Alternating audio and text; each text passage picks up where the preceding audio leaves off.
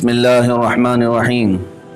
وإن امرأة خافت من بعلها نشوزا أو إعراضا فلا جناح عليهما أن يصلحا بينهما صلحا والصلح خير وأحضرت الأنفس الشح وإن تحسنوا وتتقوا فإن الله كان بما تعملون خبيرا ولن تستطيعوا أن تعدلوا بين النساء ولو حرصتم فلا تميلوا كل الميل فتذروها كالمعلقة وإن تصلحوا وتتقوا فإن الله كان غفورا رحيما وإن يتفرقا يغني الله كلا من سعته وكان الله واسعا حكيما صدق اللہ مولانا العظیم. اور اگر کوئی عورت اپنے شوہر کی زیادتی یا بے رغبتی کا اندیشہ کرے تو ان پر گناہ نہیں کہ آپس میں صلح کر لیں، اور صلح خوب ہے اور دل لالچ کے پھندے میں ہے. اور اگر تم نیکی اور پرہیزگاری کرو تو اللہ کو تمہارے کاموں کی خبر ہے، اور تم سے ہرگز نہ ہو سکے گا کہ عورتوں کو برابر رکھو، اور چاہے کتنی ہی حرص کرو تو یہ تو نہ ہو کہ ایک طرف پورا جھک جاؤ کہ دوسری کو ادھر میں لٹکتی چھوڑ دو. اور اگر تم نیکی اور پرہیزگاری کرو تو بے شک اللہ بخشنے والا مہربان ہے. اور اگر وہ دونوں جدا ہو جائیں تو اللہ اپنی کشائش سے تم میں ہر ایک کو دوسرے سے بے نیاز کر دے گا، اور اللہ کشائش والا حکمت والا ہے.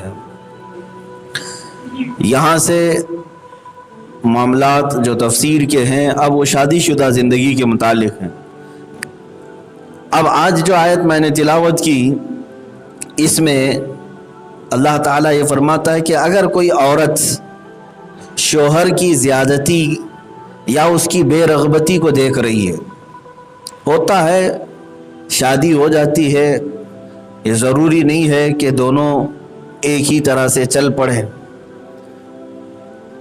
کچھ لوگوں کے یعنی پرسنٹیج کے اعتبار سے بہت کم ہیں جن کے نکاح کے بعد نبھ نہیں پاتا، یا تو شوہر کی سختی یا تو پھر عورت کی زبان کی سختی، یہ دونوں چیزیں زندگی بگاڑ دیتی ہیں.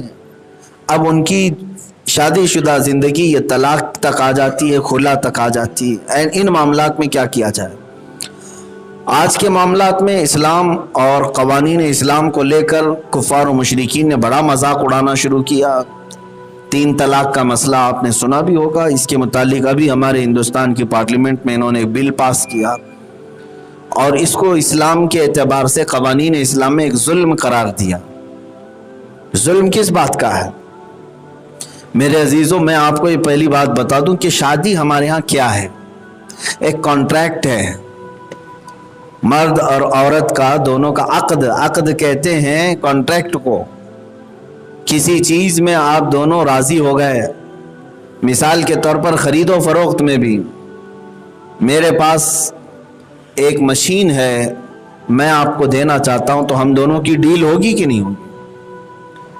اب اس ڈیل میں آپ جو چاہے شرط رکھ سکتے ہیں، میں جو چاہے شرط رکھ سکتا ہوں.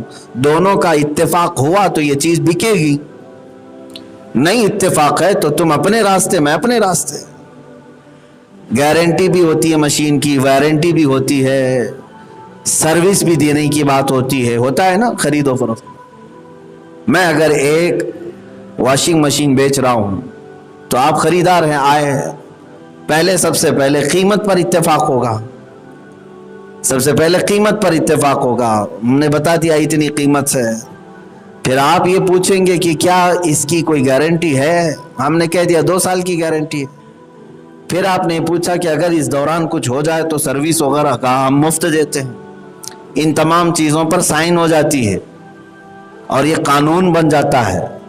خریدار اور بیچنے والے کے بیچ میں ایک قانون بن جاتا ہے. اگر اس کو کوئی ان قوانین کا النگھن کرتا ہے تو خریدار چاہ کر کے کورٹ میں مقدمہ کر سکتا ہے، اس نے مجھے مشین بیچی تھی لیکن بری نکلی. ہوتا یہی ہے. تو یہ چیزوں کی خرید و فروخت میں جس طرح دونوں کا اتفاق ضروری ہوتا ہے، اسی طرح اسلام میں نکاح پر بھی دونوں کا اتفاق ہونا ضروری ہے. مرد کا اور عورت کا، کسی ایک طرف سے نکاح نہیں ہوتا. اس بات کو سمجھ کر کے چلے. وہ اور مذاہب ہیں جہاں پر لڑکیوں کو بولنے کا تک حق نہیں ہوتا، ان کے ماں باپ ان کو زبردستی کسی کے یہاں بیاہ کر کے دے دیتے ہیں. آج بھی یہ رواج چلتا ہے. آج بھی ہندوؤں کی بہت ساری کمیونٹی ایسی ہیں جہاں لڑکی اپنی مرضی سے نکاح نہیں کر سکتی، شادی نہیں کر سکتی. اسلام نے روز اول سے ہی لڑکی کو پورا اختیار دیا ہے، یہاں تک کہ صرف لڑکا چننے کا اختیار نہیں، اپنا مہر رکھنے کا بھی اختیار عورت کو ہے. یہ تو ہمارے یہاں رواج بنا ہے کہ لڑکی کے ماں باپ بیٹھ کر کے مہر طے کر لیتے ہیں، محلے کے بڑے لوگ پنچ لوگ بیٹھ کر کے مہر طے کر لیتے ہیں، جبکہ یہ مہر حق ہے عورت کا. عورت مکمل اپنے مہر کا مطالبہ کر سکتی ہے. آج بھی عرب میں آپ جائیں، مصر کی سرزمین پر ہم نے خود دیکھا، ہر لڑکی اپنا مہر خود مانگتی ہے. 1 لاکھ 2 لاکھ 5 لاکھ وہ مہر کا مطالبہ کرتی ہے. اتنا مہر مجھے دو اور میں نکاح میں تمہارے آتی ہوں. اس کے علاوہ بھی وہ چاہے تو طے کر سکتی ہے. جیسے ہم بھی یہاں پر نکاح کے دوران پڑھاتے تو ہیں دولہے کو کہ تو نے اپنی بیوی کو قبول کر لیا اس کے نان و نفقہ کے ساتھ. نان و نفقہ کا مطلب کیا ہے؟ اس کا خرچہ، زندگی بھر کا تو خرچہ اس کا اٹھائے گا، گھر بھی اس کو دے گا، چھت دے گا، چاہے کرائے کا ہی صحیح ہو، لیکن رکھے گا اپنے پاس، اس کی ضروریات کا تو خیال کرے گا. یہ سب کانٹریکٹ میں ہوتا ہے. اب یہ شوہر اور بیوی دونوں کے درمیان دونوں جانب سے کانٹریکٹ میں شرطیں ہوتی ہیں. عورت کی طرف سے مہر کا مطالبہ، مرد کی طرف سے اس کی بچوں کی حفاظت، اس کے گھر کی امانت کی حفاظت. یہ مرد کی طرف سے مطالبہ ہوتا ہے. ٹھیک ہے، میں تیرا خرچہ پورا دوں گا، تیرا مہر بھی دوں گا، میں بدلے میں تیرا جسم حاصل کر رہا ہوں، تیرا جسم میرے لیے حلال ہوگا، اور اس کے علاوہ میری جو اولاد ہوگی اس کی پرورش میں تو کوتاہی نہیں کرے گی. یہ کانٹریکٹ ہوتا ہے. آگے چل کر کے اگر اس کانٹریکٹ میں کچھ بھی اونچ نیچ ہوا تو میرے عزیزو، اسلام نے ایک ایگزٹ کا راستہ بھی تو رکھا ہے. اسی ایگزٹ کے راستے کو طلاق کہتے ہیں. یہ دوسروں کی طرح یہاں پر باندھ کر کے نہیں رکھا جاتا کہ اب تجھے 7 جنم تک ساتھ رہنا ہے، مرنا بھی اسی کے ساتھ ہے. نہیں ہے، عورتوں کو باندھ کر کے ہم نہیں بھیجتے. آزاد ہے عورت اپنے ذہن و دماغ سے. اللہ نے آزاد پیدا کیا مرد کو، عورت کو بھی. ہاں، ہم نبھانے کی مکمل کوشش کریں گے، نہ ٹوٹے کسی کا گھر، لیکن اس کانٹریکٹ میں دونوں کے درمیان کچھ بھی اونچ نیچ ہوتا ہے. مثال کے طور پر شوہر نے قبول تو کیا تھا، نان و نفقہ پورا دوں گا، گھر دوں گا. شادی کر کے 8 دن کے بعد کچھ بھی نہیں دیتا، مہینے 2 مہینے کے بعد اب خرچہ بھی نہیں دیتا، گھر بھی اس کے پاس نہیں ہے. یا پھر تیسری چیز یہ ہے کہ عورت جس کام کے لیے اس کے پاس گئی تھی وہ عورت میں رغبت ہی نہیں رکھتا، دوسری عورتوں کی طرف دیکھتا رہتا ہے. تو یہ عورت کیا کرے؟ مجبور. کیا اس کو باندھ کر کے بھیج دیا ہے ماں باپ نے یہ کہہ کر کے کہ اب تیری ڈولی ہی نکلے گی یہاں سے، تو وہاں سے ڈولا نکلے گا؟ یہ سب باتیں ہیں، یہ جملے ہیں، یہ جملے یا ایام جہالت کی باتیں ہیں کہ یہاں سے ماں باپ کے گھر سے بیٹی تیری ڈولی نکلی ہے، اب سسرال سے تیرا ڈولا نکلے گا، جنازہ نہیں. کیوں اس کو اس طرح سے باندھ کر کے بھیجنا چاہتے؟ کیا وہ فرعون رہے گا تب بھی اس کے ساتھ ہی رہے گی؟ وہ شیطان ہو جائے تب بھی اس کے ساتھ ہی رہے گی؟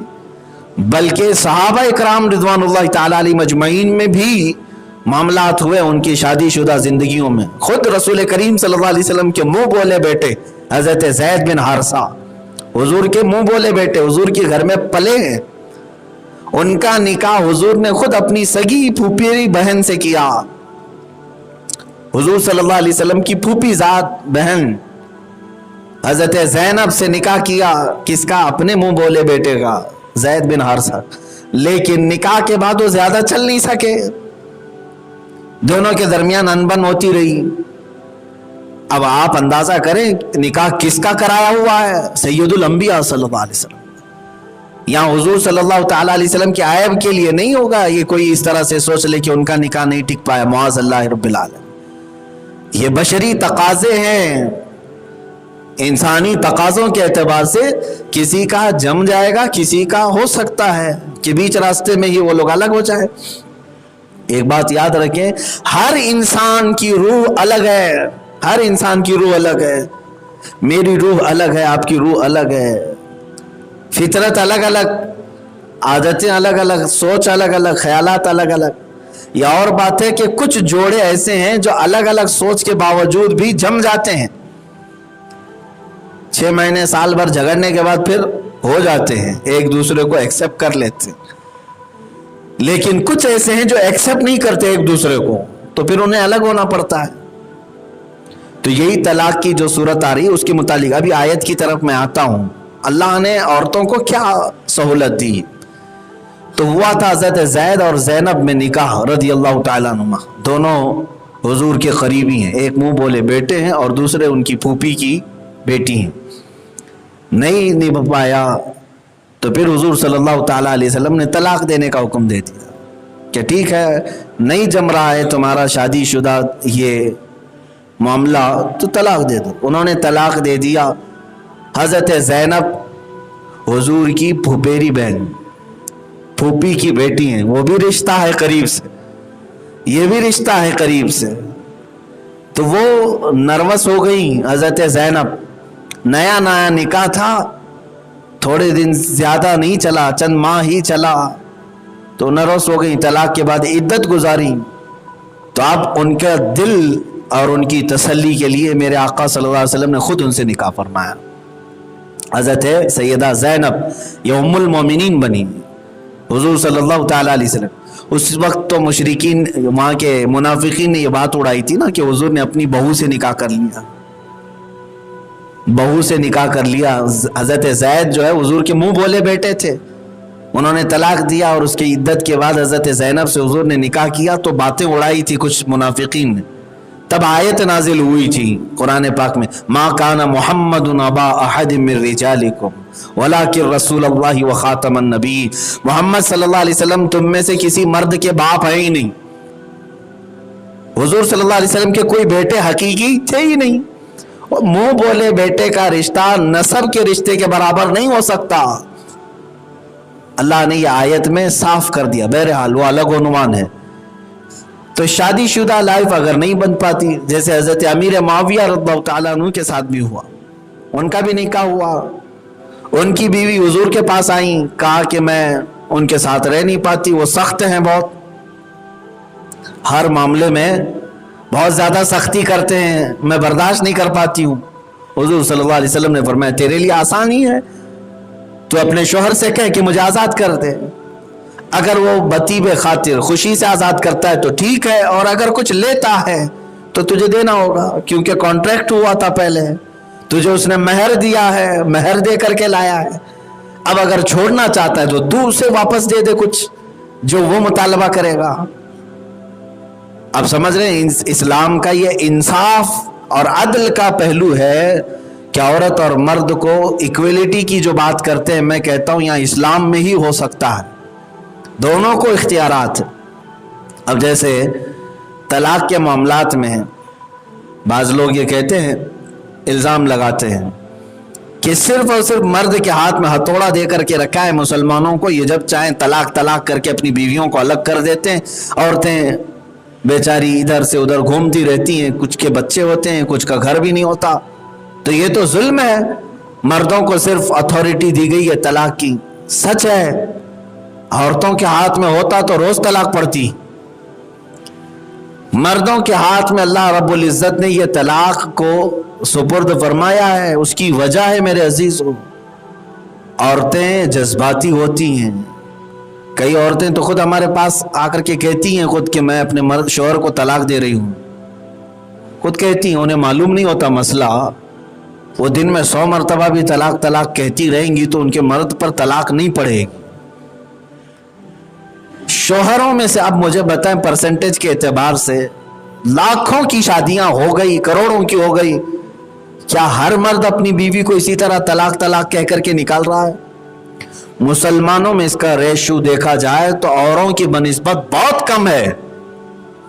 3 طلاق کے مسئلے کو اٹھایا گیا، یہ صرف اور صرف اسلامی ایک لا پر اٹیک کرنا تھا بس، اور کچھ بھی نہیں، جبکہ پرسنٹیج کے اعتبار سے دیکھا جائے تو دوسری جگہ پر ڈاوری کے کیسز بہت زیادہ ہیں، دوسرے مذاہب میں، دوسرے ادیان میں بنسبت مسلمانوں۔ خیر، تو یہ جو بات کہی گئی اس کا بھی میں جواب دے دیتا ہوں کہ صرف مردوں کو یہ ہتھوڑا دیا گیا ہے عورتوں کو آزاد کر طلاق دینے کا، نہیں، ایسا نہیں۔ ابھی جو آیت میں نے آج تلاوت کی، اللہ تعالیٰ فرماتا ہے وَإِنِ امْرَأَةٌ خَافَتْ مِنْ بَعْلِهَا نُشُوزًا، اگر کوئی عورت اپنے شوہر کی زیادتی یا بے رغبتی کا اندیشہ کر رہی ہے کہ میرے میں انٹرسٹ ہی نہیں لیتا یا مجھے خرچ بھی نہیں دیتا، نان و نفقہ بھی نہیں دیتا، تو وہ عورت کیا کرے؟ اللہ فرماتا ہے فَلَا جُنَاحَ عَلَيْهِمَا أَن يُصْلِحَا، تو ان دونوں پر گناہ نہیں اگر وہ صلح کر کے الگ ہونا چاہیں۔ عورت کو اگر ایسا لگتا ہے تو مقدمہ کرے اور وہ آزادی لے سکتی ہے۔ اچھا، ایک بات جو سوال آیا تھا کہ صرف مرد کو ہی طلاق کا اختیار ہے، صرف مرد کو، ایک نیا ہو سکتا ہے آپ کے لیے مسئلہ ہو سکتا ہے آپ کے لیے ہو، لیکن اسلام میں اس بات کی بھی گنجائش رکھی گئی ہے۔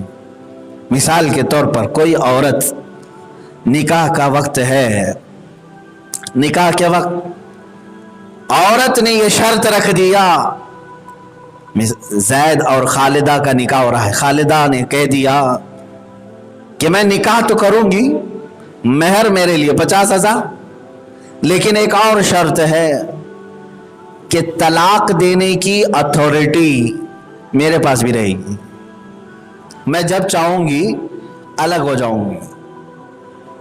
اگر شوہر اس وقت کانٹریکٹ کے وقت، نکاح کے وقت اتفاق کر لیا کہ ٹھیک ہے میں اپنا اختیار، پاور آف اٹرنی تجھے دیتا ہوں، ہو جائے گی طلاق۔ پھر وہ زندگی میں عورت اپنے آپ پر بھی کبھی طلاق کہہ کر کے الگ ہو گئی تو الگ طلاق ہو جائے گی۔ یہ ایک باریکی ہے۔ یہ اور بات ہے کہ ہم یہ ہر جگہ نکاح کے وقت نہیں رکھتے ہیں میرے عزیز، نکاح ایک مقدس محفل ہوتی ہے، اس میں طلاق کا ذکر ہی کیوں آیا ہے، ذکر ہی کیوں آیا ہے؟ لیکن کوئی عورت اب یہ سن کر کے اپنے رجسٹر میں یہ لکھانا نہ شروع کر دے کہ مجھے بھی اس کا اختیار ملنا چاہیے جب میں چاہوں، لکھانا چاہے وہ آپ کی مرضی ہے، لیکن نیگیٹو سوچتے ہی کیوں ہو؟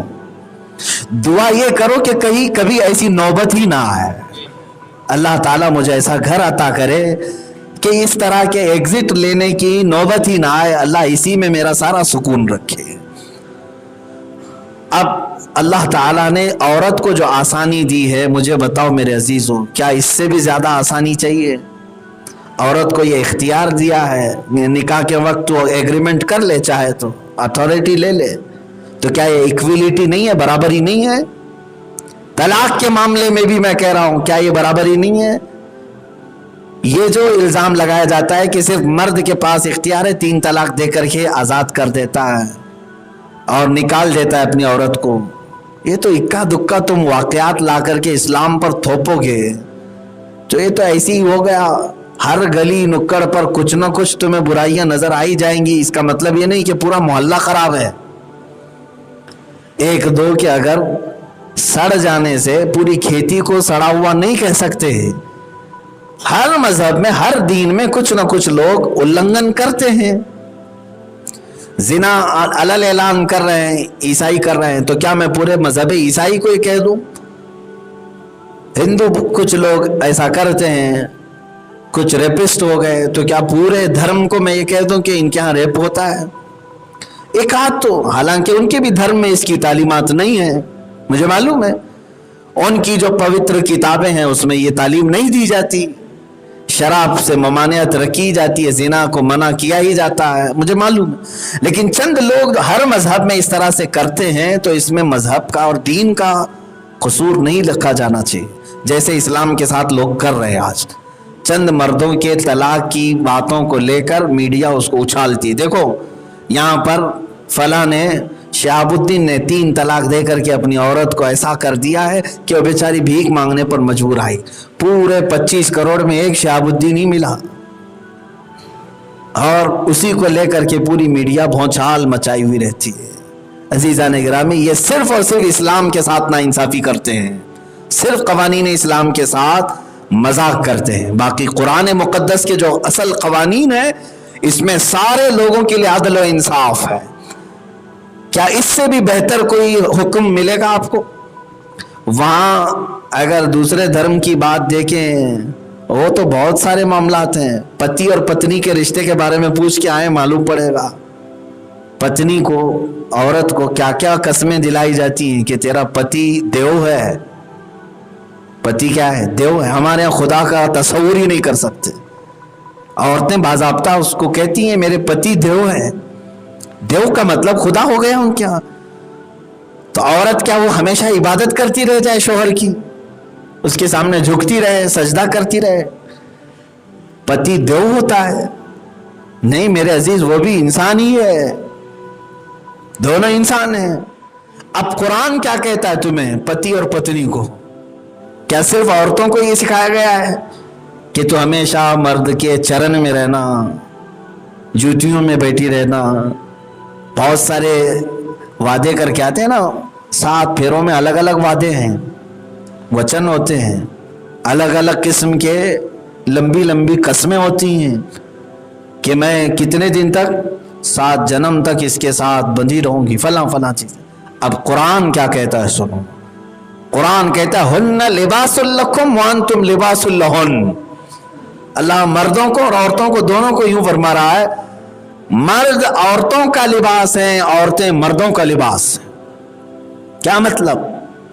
لباس کا مطلب کیا ہے کہ تم اس کی پردہ پوشی کرو گے, عورتیں تمہاری پردہ پوشی کریں گے. لباس کس لیے پہنا جاتا ہے؟ جسم کو چھپانے کے لیے پہنا جاتا ہے, ٹھنڈیوں سے بچنے کے لیے پہنا جاتا ہے, موسموں کی سختی سے بچنے کے لیے پہنا جاتا ہے. لباس اسی لیے پہنا جاتا ہے. تو اللہ نے فرمایا مرد عورتوں کا لباس ہیں, یعنی تم سب اپنی بیویوں کا لباس بن جاؤ, اسے کوئی درد نہ آئے, کوئی تکلیف نہ آئے, ایسا لباس بن جاؤ. اگر اس کے اندر کچھ برائی دیکھ بھی لو تو اس کو چھپا دو, جیسے لباس اندر کے داغ چھپا دیتا ہے. عورتوں کو بھی یہی کہہ دیا گیا کہ عورتیں تم بھی اپنے مردوں کا لباس ہو, ایسا لباس کہ تمہارے شوہر کے لیے تم آنکھوں کی ٹھنڈک بن جاؤ, اس کے دردوں کے لیے تم اکسیر بن جاؤ, اور اگر تمہارے مرد میں کوئی عیب دیکھو تو تم اس کو چھپا دو. یہ اسلام کی ایکویلٹی ہے میرے عزیز. یہاں ساتھ رہنے کے بھی قوانین ہیں اور نکلنا ہو تو اس کے بھی قوانین ہیں, نکلنے کے لیے بھی قوانین ہیں, انٹری کے بھی ایگزٹ کے بھی, دونوں کے قوانین آپ کو ملیں گے. تو میں یہ ڈس بیلنس والا معاشرہ آپ کو ہرگز نہیں بتانا چاہتا جہاں صرف کسی مرد کی حکومت ہے اور عورتوں کو صرف پیروں میں رکھا جاتا ہو. یہ اسلام کا تصور ہی نہیں. بہت سالوں تک عیسائیوں میں اور یہودیوں میں بھی یہ مزاج رہا. عورتیں اگر حیض اور نفاس کے عالم میں آ جاتی, ناپاکی کے, ان کا گلاس الگ کر دیا جاتا, ان کا برتن الگ کر دیا جاتا. یہاں تک کہ یہودیوں میں عورتوں کو گھوڑوں کے ساتھ رکھا جاتا تھا, جہاں ان کا طبیلہ ہوتا تھا جانوروں کا. وہ 3 دن یا 10 دن یا جتنے دن تک عورت ایام میں ہوتی ناپاکی کے, اتنے دن وہ جانوروں کے طبیلے میں رہتی, اس کا برتن سب کچھ الگ ہوتا. آج یہ پوری دنیا کو ایکویلٹی کا درس دینے آ رہے ہیں, ویمن رائٹس کے نعرے لگا رہے ہیں. جو ویمنز کے سب سے بڑے ریپسٹ ہیں وہ آج نعرے لگا رہے ہیں. یہ تو میرے آقا صلی اللہ تعالی علیہ وسلم نے اعزاز دیا عورتوں کو. اور حدیث اگر آپ پڑھیں تو فرماتی ماں عائشہ صدیقہ رضی اللہ تعالی عنہا, حضور پاک صلی اللہ تعالی علیہ وسلم نے امہات المومنین کے ساتھ جو زندگی گزاری, فرماتی ہیں خواتین حضور کی ازواج مطہرات کہ اگر ہم ایام حیض میں بھی ہوتی, حضور پاک صلی اللہ علیہ وسلم کے ساتھ ایک ہی برتن میں کھانا کھایا کرتی. حضرت عائشہ تو یہاں تک فرماتی ہیں میں اگر کوئی گوشت کی ہڈی کو چوستی تو حضور میرے سے وہ ہڈی لے لیتے تھے, میں جہاں منہ لگائی وہیں پر منہ لگا کر حضور بھی تناول فرماتے. صرف یہ بتانے کے لیے کہ عورت ایام کے دنوں میں ایسی ناپاک نہیں ہوتی کہ اس سے اپنی ساری چیزیں الگ کی جائیں. ہاں صرف اور صرف ناپاکی نماز اور قرآن کے لیے ہے, اور طواف اور مسجد کے لیے ہے, نہ کہ اور جماع کے لیے ہے. نہ یہ کہ تم اس کو اپنے بستر سے الگ کر دو, نہ اس لیے کہ اس سے تم ہاتھ ملانا چھوڑ دو. آج بھی جہالت ہمارے گھروں میں بہت پائی جاتی. کچھ خواتین کچن میں سے انہیں دور کر دیتی ہیں, مت آنا, کچھ کھانا پک رہا ہے, میٹھا پک رہا ہے. یہ مسائل بھی آتے. کسی گھر میں فاتحہ خوانی ہونے والی ہے اور کھانا بن رہا ہے تو ایام میں اگر کوئی عورتیں ہیں حیض و نفاس کی تو انہیں باہر کر دیا جاتا ہے. یہودیوں کی یہ صفات تھی، مسلمانوں میں کہاں سے آئی؟ وہ آٹا گوندھ بھی سکتی ہے، روٹی پکا بھی سکتی ہے، میٹھا بنا بھی سکتی، اس سے کوئی حرج نہیں، اس کی کوئی ناپاکی کھانے میں نہیں آنے والی۔ ہاں بس اتنا ہے کہ وہ قرآن کی تلاوت نہیں کرے گی اور قرآن نہیں اٹھائے گی بس، باقی وہ تمام چیزیں کر سکتی، کھانا بنا بھی سکتی، کھانا پروس بھی سکتی، تمہارے ساتھ بیٹھ کر برتن میں کھا بھی سکتی۔ میرے عزیزو، یہ اسلام نے عورتوں کو بھی یہ حق دیا ہے کہ اگر وہ اپنے مردوں سے بے رغبتی دیکھ رہی ہیں، انٹرسٹ نہیں ہے ان کے اندر، اور یہ دیکھ رہی ہیں کہ یہ سختی کر رہا ہے، تو وہ آزادی لے سکتی ہے، اور اللہ فرما رہا ہے صلح بہتر ہے، صلح بہتر ہے۔